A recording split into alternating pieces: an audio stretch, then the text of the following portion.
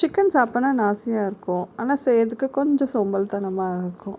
அந்த மாதிரி டைமில் இந்த மாதிரி ஒரு ரெசிபி ட்ரை பண்ணி பாருங்கள். சூப்பராகவே இருக்கும்.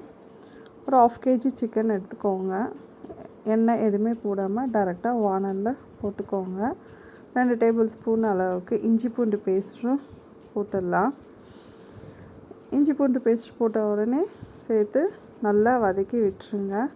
தண்ணி எதுவுமே சேர்க்க வேண்டாம். சிக்கனில் இருக்க தண்ணியே விட ஆரம்பிச்சிடும். நல்லா மிக்ஸ் பண்ணிக்கோங்க. கொஞ்சமாக மஞ்சள் தூள் சேர்த்துக்கோங்க. 2 டேபிள் ஸ்பூன் சில்லி பவுடரும் ஆட் பண்ணிக்கோங்க.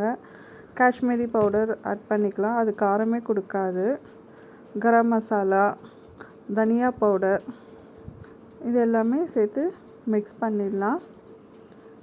கடைசி வரைக்குமே நம்ம எக்ஸ்ட்ராவாக தண்ணி எதுவுமே சேர்க்க வேணாம். ஏன்னா சிக்கனில் நிறைய தண்ணி இருக்கும், அதுலேயே நல்லா குக் ஆகிடும்.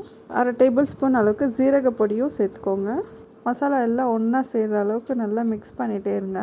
இந்த ஸ்டேஜில் நான் கொஞ்சம் நல்லெண்ணெய் சேர்த்துருக்கேன். நீங்கள் எந்த எண்ணெய் வேணாலும் போட்டுக்கோங்க. கூடவே ஒரு 1/2 டேபிள் ஸ்பூன் அளவுக்கு நெய்யும் சேர்த்துடலாம். ரெண்டுத்தையும் மிக்ஸ் பண்ணிவிட்டு ஒரு 3 டேபிள் ஸ்பூன் அளவுக்கு தயிர் சேர்த்துக்கலாம். தயிரும் சேர்த்துட்டு நல்லா கலந்து விட்டுருங்க. லோ ஃப்ளேம்லேயே வச்சுட்டு கலந்து விட்டுருங்க. இன்னும் கொஞ்சமாக ஒரு 1/2 டேபிள் ஸ்பூன்னு நெய் சேர்த்துக்கோங்க. இது கிட்டத்தட்ட நமக்கு ஒரு நெய் கீ ரோஸ்ட் மாதிரியும் இருக்கும். அப்படி இல்லைன்னா நம்ம கொஞ்சமாக நல்லெண்ணெய் சேர்த்துக்கிறதுனாலையும் அதோட ஃப்ளேவரும் இருக்கும்.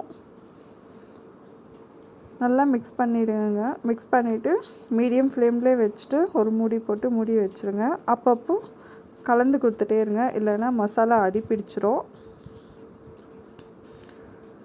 இதே மாதிரி ஒரு 30 மினிட்ஸ் மீடியம் ஃப்ளேம்லேயும் லோ ஃப்ளேம்லேயும் வச்சு நம்ம கலந்து கொடுத்துட்டே இருந்தோன்னே சிக்கன் சூப்பராகவே வெந்துடும். மசாலாவும் நல்லா ஒன்று சேர்ந்துடும். கடைசியில் பெப்பர் பொடி தூவிடுங்க. அடியில் இன்னும் கொஞ்சம் கிரேவியாக இருக்குது. இந்த ஸ்டேஜில் உங்களுக்கு வேணும்னா நீங்கள் ஆஃப் பண்ணிவிடுங்க. அப்படி இல்லைன்னா இன்னும் கொஞ்சம் நல்லா சுக்கா அளவுக்கு கூட நீங்கள் சுண்ட வச்சு எடுத்துக்கலாம். இந்த ரெசிபி பார்த்தீங்கன்னா நீங்கள் சாம்பார் சாதத்தோடவும் ரச சாதத்தோடவும் வச்சு சாப்பிடும்போது சூப்பராக இருக்கும். ஜஸ்ட்டு 30 மினிட்ஸில் செஞ்சு முடிச்சிடலாம்.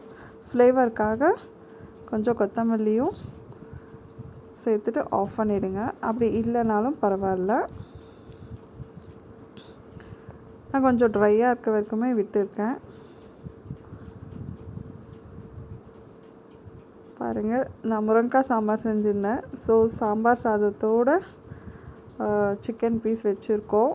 செம்ம டேஸ்ட்டாக இருந்துச்சு. நீங்களும் ட்ரை பண்ணி பாருங்கள்.